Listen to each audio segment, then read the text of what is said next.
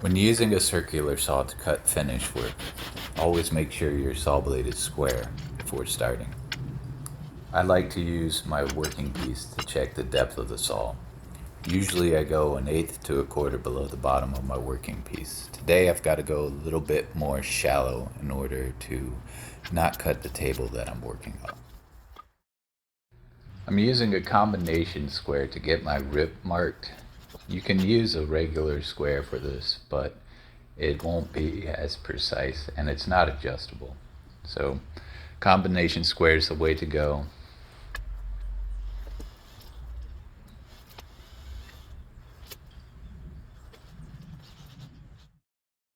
Now it's time to just secure your piece and go for it.